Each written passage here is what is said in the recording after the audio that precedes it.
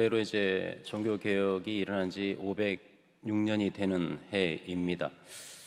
506년이라는 이 시간은 하나님의 말씀을 사수하고 오직 성경이라는 이 모토하에 하나님 말씀을 사수하고 증거하고 전파하고 그 말씀대로 교회 운동을 해왔던 역사라 해도 과언이 아니겠지요. 더 나아가서 예수님 이 땅에 초림하신 이후부터 기독교 역사는 하나님이 우리에게 주신 신구약 성경 말씀을 기록하고 보존하고 전수해온 역사라고 해도 과언이 아닐 것입니다. 여러분들이 지금 아마 못해도 각 집에 각 가정에 성경 한 권은 있을 것이고 많이 있는 분은 자기도 모르는 사이 한 대여섯 권 이상 갖고 있는 분들 계실 거예요. 막 쌓아두다 보니까. 근데 우리가 가지고 있는 이 성경은 결코 정말 편안하게 안락하게 1000년, 2000년 이렇게 오면서 저절로 주어진 게 결코 아니죠. 하늘에서 뚝 떨어진 게 결코 아닙니다. 지난한 역사의 흔적 가운데서 하나님 은혜 가운데 우리에게 번역이 되어서 주어진 것이죠. 여러분이 가지고 있는 성경, 하나님의 영감된 말씀이기에 정말 매일 묵상하시고 또 증거하시고 전파하시기를 바랍니다. 그런데 이제 최근 들어서 서방에서는 약 50년 전부터, 우리나라에서는 이제 20여 년 전부터 우리가 가지고 있는, 여러분이 가지고 있는 개역 한글, 그전은 개역 한글, 지금 개역 개정, 또 영어 성경 가운데 NIV, NASB, ESV 여러 성경들이 있잖아요. 이런 성경들을 열등한 성경, 심지어는 마귀의 성경이라고 주장하면서 오직 킹 제임스 버전만이 진정한 권위 있는 하나님 우리에게 주신 성경이라고 주장하는 그런 무리들이 나타났었습니다. 그리고 킹 제임스 버전의 기초가 된 공인본문, 나중에 한 번 더 설명을 드리겠습니다. 공인본문만이 진정한 헬라어 성경이다, 이렇게 주장하는 그런 무리들이 나타났습니다. 만약 그들 주장대로 주장이 맞다고 한다면 이 자리에 서 있는 저나 앉아있는 여러분이나 전부 다 마귀의 성경을 가지고 있는 웃음꼴이 될 것입니다. 과연 그럴까요? 결론부터 말씀드리면 전혀 그렇지 않습니다. 우리가 가지고 있는 성경, 하나님의 말씀입니다. 강의 끝. 돌아가시면 큰일 납니다. 자, 그러면 오늘 이 시간은 좀 전문적인 강의 내용이 될 것 같습니다. 그래서 좀 관심이 있고 좀 아시는 분도 있긴 하겠지만 대부분의 성도님들은 좀 어려울 수 있는 그런 강의일 것 같아요. 하지만 이런 차제에 이런 강의를 한번 듣는 것도 좋을 것 같습니다. 그래서 신약성경, 특별히 성경 가운데 신약성경의 권위 그리고 전수 역사를 통해서 어떻게 우리에게 이 성경이 주어졌는지를 한번 살펴보는 시간을 갖고자 합니다. 신약성경 27권 1세기 중엽부터 1세기 말엽까지 약 50여 년 기간 동안에 하나님께서 감동하신 저자들을 통해서 기록된 영감의 말씀이 신약성경 27권이죠. 그래서 1세기에 기록될 당시에 이미 영감성과 정경성이 주어졌습니다. 중요한 말입니다. 기록될 당시에 영감성과 정경성이 주어졌다는 겁니다. 그리고 약 300년 뒤에 397년에 카르타고 공회라는 여러 이제 초대 교부들이 모여서 회의한 논의가 있는데, 그때 신약성경 27권을 하나님의 말씀, 신약성경 정경으로 채택을 했어요. 채택을 했다 이 말은 개혁신학적 입장에 봤을 때는 이미 영감된 말씀이고 정경인데 그걸 우리가 신앙 고백으로 받아들입니다라는 확인한 시간으로 보는 것이 타당합니다. 그런데 가톨릭교에서는, 로마 가톨릭, 천주교에서는 이 397년에 그때 이 성경의 권위 누가 인정했느냐? 대주교가 했다는 겁니다. 영어 단어에 카테드라는 단어가 있어요. 그거 이제 여러분들이 앞에 보시면 이제 의자가 있죠. 의자 있습니다. 근데 등받이가 긴 의자가 있어요. 등받이가 긴 의자를 영어로 카테드라라고 합니다. 그 등받이가 긴 의자에 대주교들이 앉아서 권위 있게 앉아가지고 그때 신약성경 27권을 정경으로 채택을 했다는 겁니다. 그래서 우리도 너희처럼 성경의 권위 인정해. 플러스 성경의 권위를 누가 인정했다고? 대주교가 인정했고, 대주교가 앉아있는 카테드라를 이제 주교자라고 합니다. 긴 등받침이 긴 의자. 여러분, 이 대주교들이 인정했다. 교회가 인정했기 때문에 성경의 권위 플러스 교회의 권위. 더 나아가서는 600년부터는 이제 교황이 나오죠. 교황의 권위를 또 그들은 주장을 합니다. 커티드라는 단어에 L자만 붙이면 커티드랄 하면 무엇입니까? 여러분 다 아시죠? 대성당이 되는 겁니다. 대주교 좌석이 있는 성당, 그게 대성당이에요. 과연 그러합니까? 만약 그게 옳다고 한다면 성경의 권위는 굉장히 불완전해질 수밖에 없어요. 사람이 정하잖아요. 죄인인 사람이 정하게 되잖아요. 있을 수 없는 겁니다. 그래서 개혁신학에서는 이미 1세기에 기록될 당시에 영감성과 정연성이 조졌고 397년엔 그걸 재확인했다.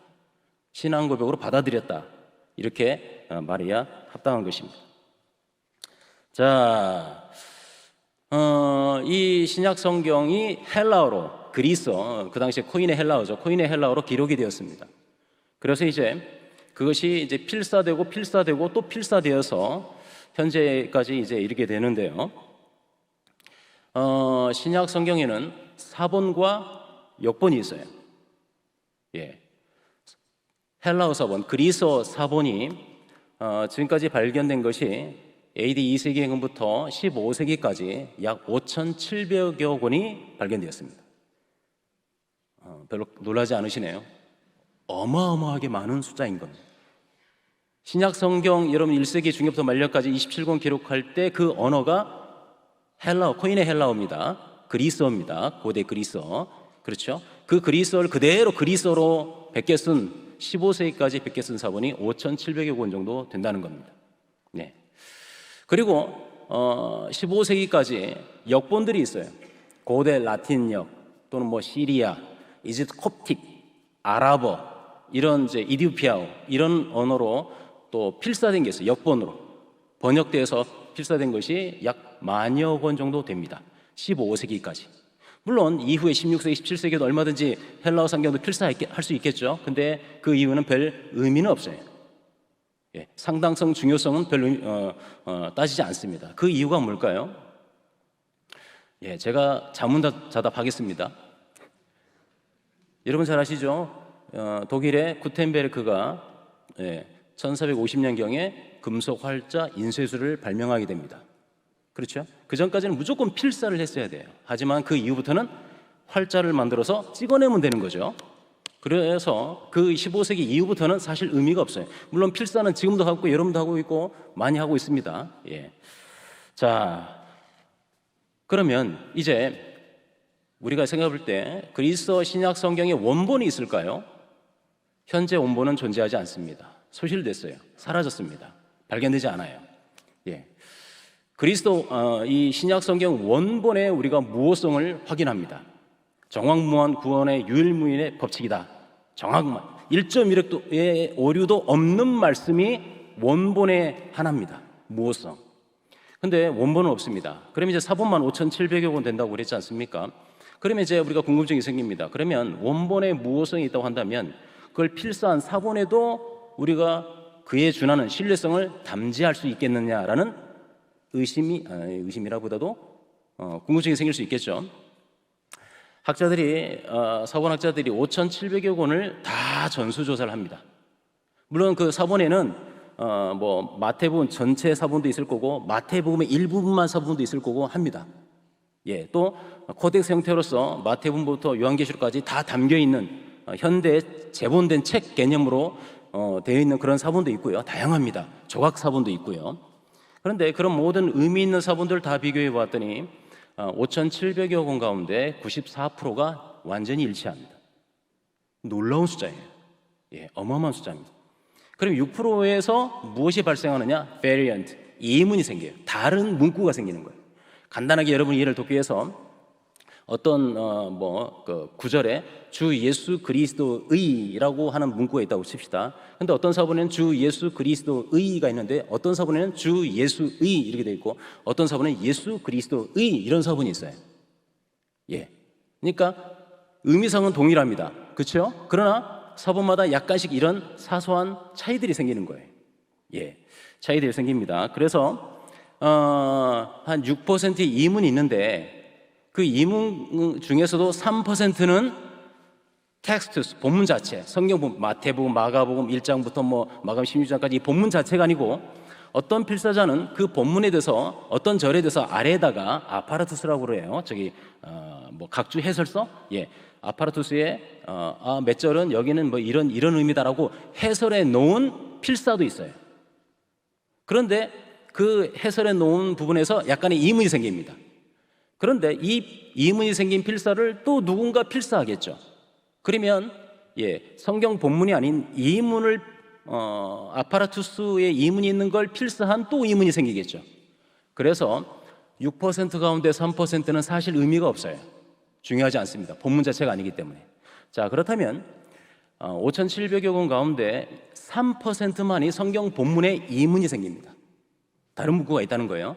자, 여기에 우리가 생각할 때 신학적으로 기독교 교리 체계에 있어서 정말 중대한 차이나 오류가 있느냐, 교리 문제를 발생시킬 수 있는 그런 이문이 있느냐, 하나도 없어요. 전혀 없습니다. 교리적으로 문제가 있는 그런 이문은 전혀 없다는 사실입니다. 그래서 우리는 이 5,700여 권에 대해서 하나님의 말씀이다, 원본과 준하는 신뢰성이 담지한 하나님의 말씀임을 우리는 확신합니다. 자, 물론 이제 번역본은 어떠냐? 번역본 가운데 몇몇 번역본은 좀 너무 의역해가지고 오류가 많은 그런 번역본이 몇 개 있습니다. 하지만 그 외에 나머지 번역본도 사본과 동일한 하나님의 말씀으로 받기에 부족함이 없다. 기억하시기 바랍니다. 자, 이런 상황 속에서 이런 걸 염두에 두면서 그러면 그리스어 신약성경, 헬라어 신약성경에 사본의 형태가 있어요. 문자를 어떻게 쓰느냐, 글을 어떻게 쓰느냐의 형태의 세 가지 종류가 있습니다. 하나는 파피루스가 있어요. 많이 들어보셨을 겁니다. 뭐 이집트나 뭐 요르단이나 여행 가신 분들은 그 뭐 $1만 주면은 하나씩 받아오시잖아요. 파피루스 보신 분 많이 계실 겁니다. 그게 뭐냐라고 궁금하신 분들은 우리 경양교회 교육관의 5층에 별들의 학교 사무실이 있습니다. 거기 보면 유리에 파피루스 끼어져 있어요. 그래서 마음껏 구경하시고 무료로 관람하실 수 있습니다. 물론 저는 그런 권한이 없고요. 최성희 선생님께 꼭 물어보시기 바랍니다. 거절당하실 수도 있어요. 그 갈대과의 식물인데 줄기를 얇게 썰어가지고 합판처럼 이렇게 격자처럼 해가지고 만들어 놓은 그런 종이라고 볼 수 있습니다. 그 파피루스 사본이 AD 2세기경부터 약 7, 8세기까지 발견됩니다. 물론 대문자로 되어 있고요. 굉장히 오래된 고대성이 있는 권위 있는 사본들입니다. 물론 대부분 조각 사본들입니다. 그런데 이 파피루스 사본은 126개 정도 발견됐어요. 2012년까지. 1999년도에는 116개였는데 2012년까지 약 13년이 지나면서 11개가 더 추가로 발견됐어요. 지금도 물론 뭐 자주 있는 건 아니겠지만 발견될 거라고 생각합니다. 그 다음에 또 하나가 이제 언셜 사본이 있습니다. 대문자 사본이에요. 이 언셜 사본은 특징이 대문자인데 좀 이렇게 둥글둥글한 대문자예요. 여러분 뭐 글씨 가운데 재밌게 아주 예쁘게 글씨 쓰시는 분들이 있지 않습니까? 그런 것처럼 대문자가 둥글둥글하게 되어 있어요. 언셜 사본입니다. 그리고 언셜 사본의 대부분은 놀랍게도 아까 말씀드렸던 것처럼 현대에 재본된 책과 같은 개념이에요. 코덱스 형태로 하는데 이게 기독교 신약 성경의 신비입니다. 구약 성경은 어떻게 됐습니까? 두루마리로 이렇게 필사되어서 보관되지 않습니까? 그러나 신약 성경은 언셜, 이 코덱스 형태로 보관된 것이 놀라운 특징이고 신비라는 사실입니다. 이건 3세기경부터 9세기경까지 대문자 사본이 발견되고 있어요. 그리고 가장 뭐 권위 있는 신해 사본이라든지 바티칸 사본이라든지 신약성경 거의 대부분을 담고 있는 그런 사본들이 있습니다. 4세기 중반에 기록된 것으로 추정되는. 그런데 이 대문자 사본도 약 303개 정도밖에 발견되지 않았어요. 굉장히 권위 있고 고대성 있는 사본들입니다. 파피루스 사본과 대문자 사본 합쳐서 500여 권이 안 됩니다. 근데 굉장히 권위 있고 고대성이 담지한 사본입니다. 세 번째는 소문자 사본입니다. 대문자가 아무래도 이제 쓰기도 불편하고 또 많은 분량을 차지하지 않습니까? 그래서 AD 9세기부터는 소문자가 해서체, 필기체 형태 좀 쉽게 쓸 수 있는 그런 소문자가 이제 개발이 되어서 소문자로 기록되기 시작합니다. AD 9세기경부터 15세기까지. 신약성경 헬라어 신약성경 사본 가운데 절대 다수가 이 소문자 사본이에요. 9세기경부터 15세기까지. 그리고 이 절대 다수의 소문자 사본이 역사에 관심 있는 분은 아시겠지만 로마 제국이 있고 나중에 로마 제국이 동로마 제국과 서로마 제국으로 나눠지게 되죠. 그리고 서로마 제국은 약 430년경에 이제 일단 멸망하고 나중에 동로마 제국은 그로부터 1000년 동안 더 유지가 되잖아요. 동로마 제국은 콘스탄티노플을 중심으로 지금의 이스탄불이죠. 이스탄불을 중심으로 형성된 헬라어가 공식 언어인 제국이고 서로마 제국은 약 430년, 40년까지 유지됐지만 거기는 이제 로마 기존의 로마 도시를 중심으로 해서 형성된 제국이지 않습니까? 하지만 서로마 제국이 멸망하죠. 멸망하고 난 다음에도 역시 서방 나라들은 공식 언어가 라틴어고 로마 카톨릭을 중심으로 똘똘 뭉쳐있죠. 동로마 제국은 많이 들어보셨을 거예요. 동방종교라고 보시면 됩니다. 예, 헬라어. 서로마 제국은 라틴어입니다. 예, 근데 이 소문자 사본은 동방종교에 그리고 비잔틴 동로마 제국을 또 비잔티움이라고 하죠. 비잔틴 제국이라고 하죠. 그래서 그리스를 중심으로 이 소문자 사본이 엄청나게 많은 분량을 차지하고 있습니다. 그래서 소문자 사본 또는 다수 사본 또는 비잔틴 사본이라고 해요. 자, 좀 이제 눈이 풀리기 시작하시죠? 예, 좀만 더. 예. 자, 여러분 필사를 하면 여러분도 성경 필사 많이 해보셨을 거예요. 근데 아무리 사람이 집중해서 필사를 한다 해도 순간 실수할 수 있어요. 정신이 전혀 문제 없는데도 불구하고 어떤 같은 말이 반복되면은 반복된 말이라 자기가 쓴 줄로 착각하고 넘어갈 수도 있죠. 또는 한 줄을 빼먹기도 하고 그렇죠. 그래서 당연히 이문이 생길 수밖에 없어요. 여기 이문에도 의도적 오류, 비의도적 오류 이런 게 다 생략하겠습니다. 자, 그래서 이문들이 생기는데 이문들이 생긴 이문을 또 누군가 필사합니다. 그러면 이문들의 어떤 유형이 형성돼요. 어떤 특정 지역에 특정한 이문이 집중적으로 발생하는 걸 알 수가 있어요. 그래서 패밀리 트리, 가계도 족보죠. 미안합니다. 족보가 생기는 겁니다. 족보가 생깁니다. 네. 사본의 유형도 마찬가지예요. 그래서 세 학자들은 대여섯 가지 있었는데 지금은 이제 세 가지 유형을 보통 파악을 합니다. 하나는 고대 알렉산드리아 본문 유형이 있고 또 하나는 서방 본문 유형이 있고 아까 또 하나는 마지막으로 아까도 말씀드렸던 것처럼 비잔틴 본문 유형이 있어요. 세 가지가. 네. 자, 이제 고대 알렉산드리아 사본들을 보시면 이집트 알렉산드리아의 지역에서 발견되거나 이문들의 흐름이 알렉산드리아에서 형성된 사본들과 맥을 같이 하는 사본들이에요.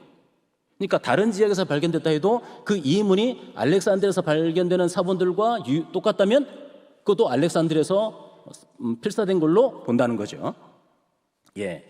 그래서 이 고대 알렉산드리아 사본에는 아까 말씀드렸던 것처럼 신해 사본이라든지 알렉산드리아 사본이라든지 바티칸 사본이라든지 AD 4, 5세기경에 기록된 걸로 추정되는 아주 권위 있는 사본들이 발견됩니다. 또 파피르 사본들이 다 여기서 발견돼요. 자, 왜 이 알렉산드리아 지역에서 가장 권위 있는 사본들이 많이 발견될까요? 오래된 사본들이 발견될까요? 그건 기후 때문이죠. 굉장히 덥습니다. 그러면서 굉장히 건조합니다. 그러니까 부패되지를 않아요. 오랫동안 보관할 수가 있는 거죠. 하지만 이 고대 알렉산드리아 사본은 소수입니다. 많지가 않아요. 예, 권위 있고 오래된 사본들임에도 불구하고 그 수는 많지 않습니다. 그 이유는 비정상적인 역사적 상황 때문에 그렇습니다. 여러분도 아실 겁니다. 기독교가 공인되기 전에, 기독교가 공인되기 전에는 이교도로 치부되었고 말살되려고 했었죠. 핍박을 많이 받았지 않습니까? 그렇죠? 그래서 313년에 기독교가 공인되는데 그 이전에 예를 들면 AD 300년경에 로마를 통치했던 디오클레시안 황제가 있습니다. 그 황제가 명을 내려서 교회와 성경을 불살라라는 명령을 내립니다. 그리고 이 명령에 대해서 교회사의 아버지라 불리는 320년경에 교회사라는 책을 쓰신 유세비우스라는 교부가 있어요. 유세비우스의 교회사의 책에 보면 언급되어 있기를 우리가 목도했다.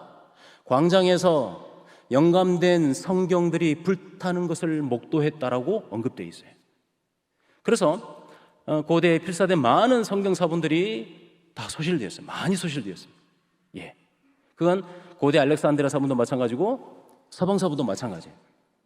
그런데 이제 나중에 기독교 공인되고 이제 합법적인 종교로 인정받았죠. 그러면 이제 많이 필사돼야 될 거 아닙니까? 그럼에도 불구하고 필사가 되지 않아요. 그 이유는 또 이후에 여러분 잘 알다시피 이슬람 세력이 서진 정책을 취합니다.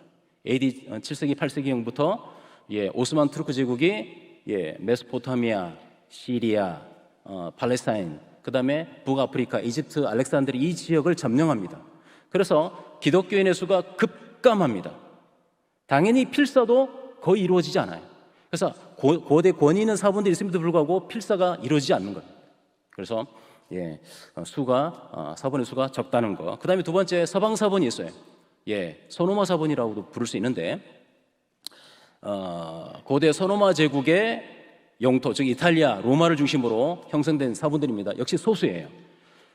베자 사본, D 사본이라고 하는데 베자 사본이라든지 5세기형의 베자 사본이라든지 그 다음에 고대 라틴어 역본들이 있어요. 아주 가치 있는 고대 라틴어 역본들이 소수이지만 발견됩니다. 역시 여기도 소수입니다. 그 이유는 동로마 제국과 서노마 제국이 나눠지게 되면서 서노마 제국은 공식 언어가 라틴어라고 그랬죠. 그러니까 헬라어를 사용 못하게 합니다. 그러니까 헬라어 성경 사본도 필사가 안 되는 거예요.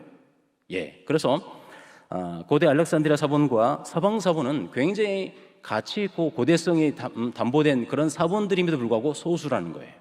자, 세 번째로 이제 비잔틴 사본들이 있어요. 비잔틴 사본들, 소문자 사본이고 다수 사본이라고 부를 수 있는데 이 사본들은 동로마 제국에서 집중적으로 필사가 되는 거죠. 그리고 신약 성경 사본들 대다수가 소문자 사본들이고, 그리고 이 소문자 사본의 거의 대부분이 비잔틴 사본에 속합니다. 자, 그런데 우리가 여기서 하나 기억해야 될 게, 아까 공인본문이라고 나오는데 이 소문자 사본을 가리켜서 공인본문이라고 합니다. 근데 엄청나게 절대 다수를 차지하고 있는 소문자 사본들이 다수성의 원리에 따라서 엄청나게 많은 양을 가지고 있기 때문에 이게 진정한 권위 있는 사본이라고 주장하는 것은 지양해야 합니다. 사본의 양이 중요한 게 아니고요, 사본의 질이 중요합니다. 종이질을 말하는 게 아니고요, 사본 내용의 질이 중요한 거예요. 그래서 비잔틴 사본은 아까 근데 이런 이문도 3% 내에 있는 겁니다. 신학적 오류라든지 그런 건 전혀 없어요. 하지만 더 원문에 가까운 사본이 무엇이냐, 문구가 무엇이냐가 이제 관건인 거죠. 자, 근데 이제 여러분 이 동로마 제국도 이제 무너지게 됩니다. 1453년경에 오스만 투르크 제국이 동로마 제국의 수도인 콘스탄티노플을 무너뜨려요. 현재 이스탄불이죠. 무너뜨립니다. 그 멸망하게 돼요.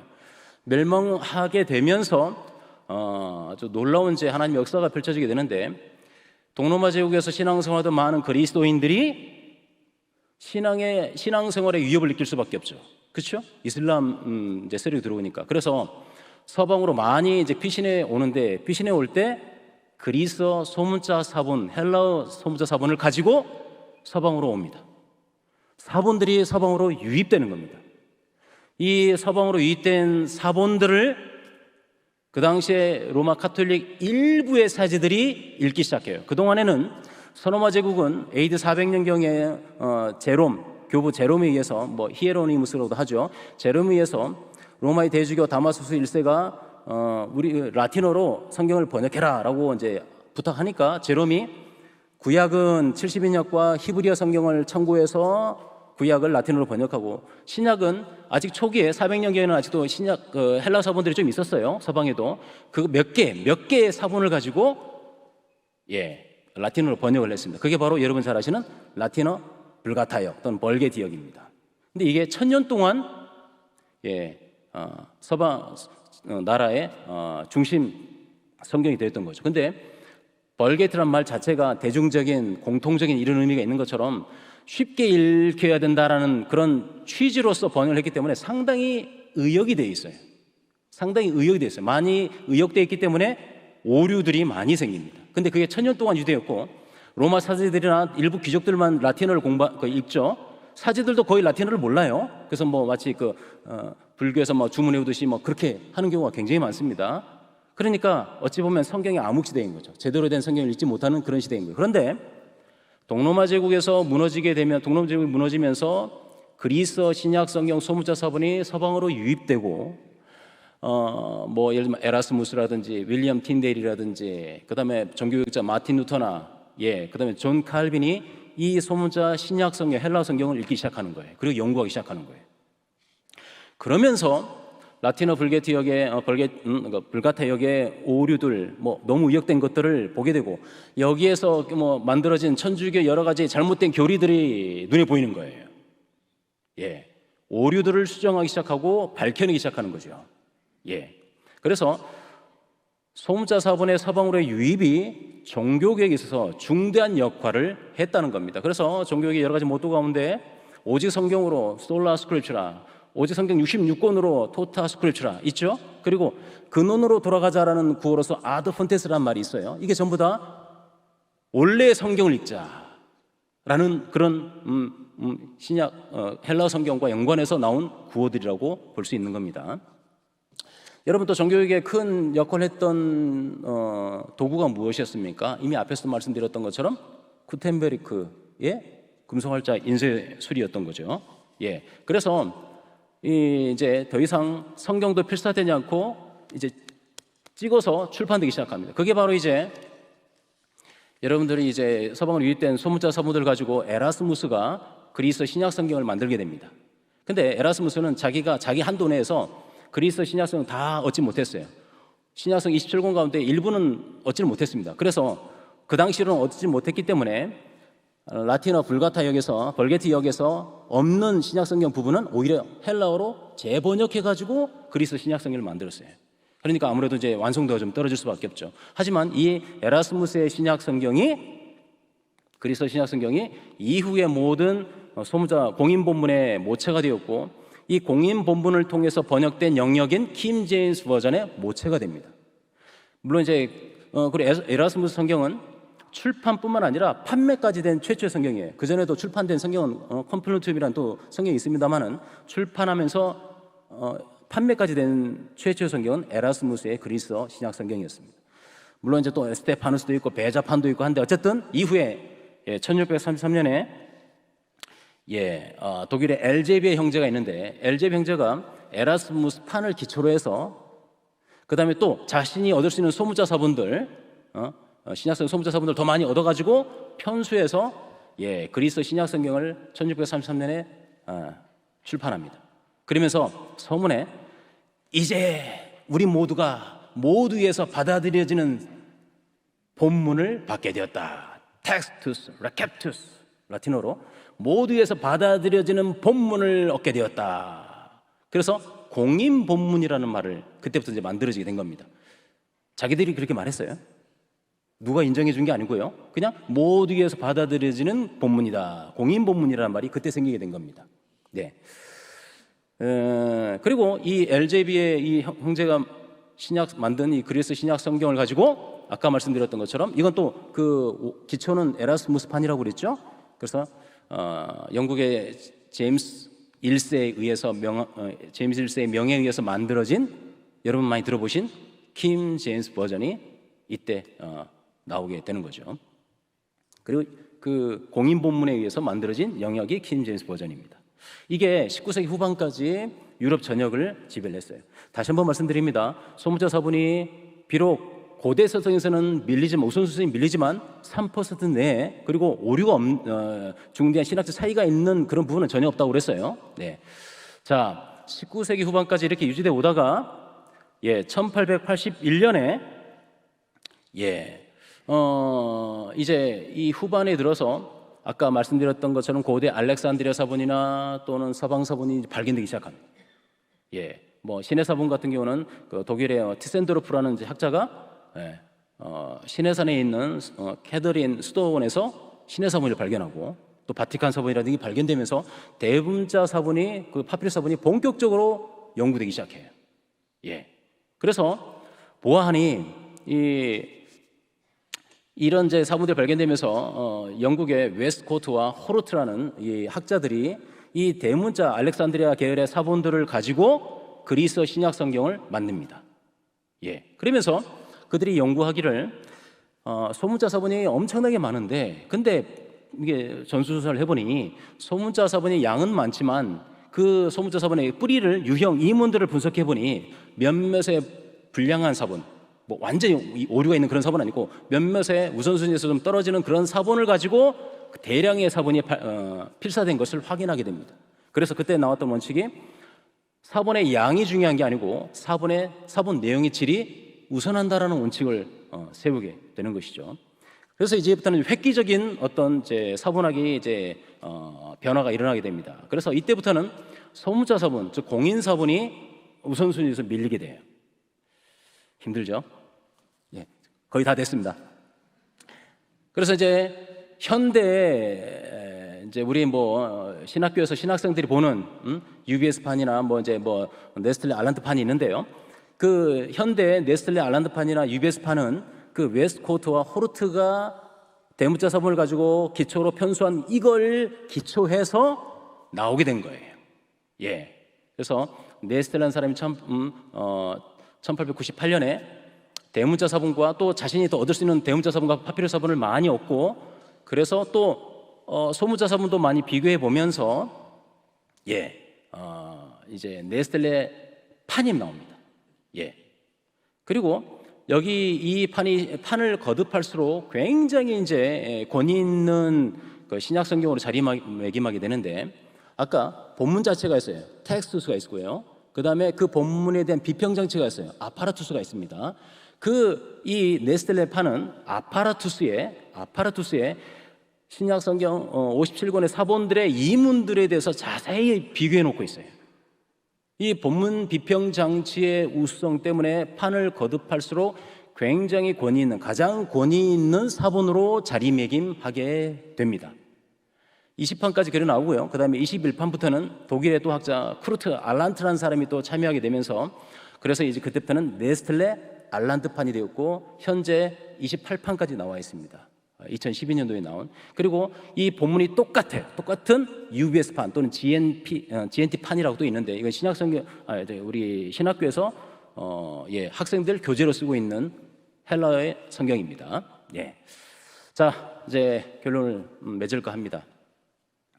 아까 서두에서 최근에 우리가 가지고 있는 개역 개정이나 개역 한글 또는 뭐 NIV나 NASB나 ESV나 또 여러 그 영역분들은 마귀의 성경이라고 그러고, 오직 소문자 사본, 비잔틴 사본, 이 사본, 다수 사본, 이것만이 공인 본문이고 이걸 통해서 번역된 킹 제임스 버전만이 진정한 권위 있는 성경으로 주장하는 것은 사본학을 잘 모르는 교인들을 현혹하는 그런 주장들이에요. 예. 다시 한번 말씀드리지만 공인 본문도 우수 본문이고, 대문자 사본도 우수한 본문이에요.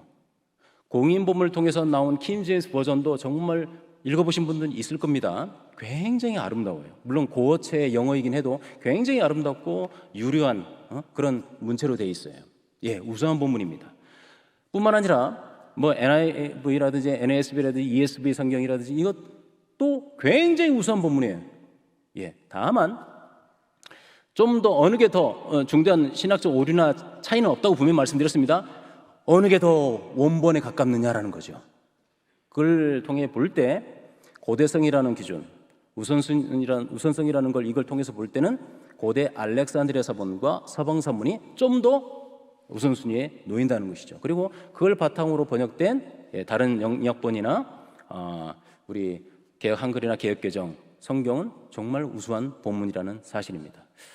여러분들, 킹 제임스 버전 가운데 요한일서 5장 7절로 8절을 보면 이런 표현이 있어요. 증거하는 이가 셋이니 성령과 물과 불이라, 이런 표현이 있어요. 예. 근데 그 이제 우리 이제 개역 한글이나 개역 개정 그다음에 보통 영역본은 없는데 킹 제임스 버전과 뉴 킹 제임스, 그걸 이제 다시 개정한 뉴 킹 제임스 버전에는 거기에 이런 표현이 들어있어요. 하늘에서 증거하는 이가 셋이니, 하늘에서 갑자기 들어가고, 그 다음에 아버지와 말씀과 성령이라는 문구가 들어있어요. 삼위일체를 직접적으로 보여주고 있는 그런 문구가 들어있어요. 물론 우리는 삼위일체를 고백하고 있죠. 받아들이고 있죠. 그런데 그 요한일서 7장 8, 5, 요한일서 5장 7, 8절이 그렇게 안 돼요. 그냥 증거하는 이가 셋이니 성령과 물과 불이라고만 되어 있는데 거기 위에 추가로 더 넣었어요. 그리고 땅에서 증거하는 이가 셋이니 아까 말한 성령과 물과 불이라 이런 문구가 들어있어요. 이건 고대 사본에는 없는 거예요.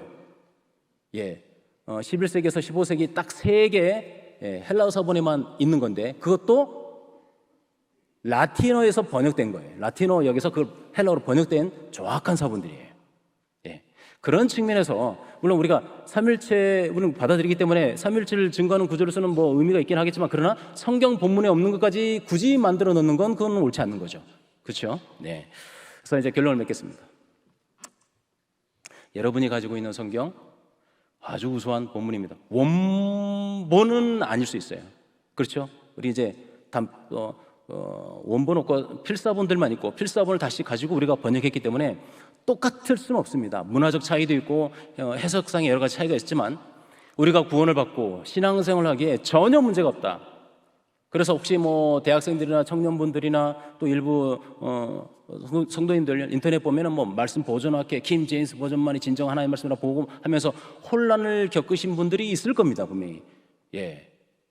끄시고 여러분이 가지고 있는 개역 한글과 개역 개정, 뭐 영어 성경 묵상하시고 읽으시면서 주님 오시는 그날까지 멋지게 신앙 생활하시면 됩니다. 이상 강의 마치겠습니다. 감사합니다.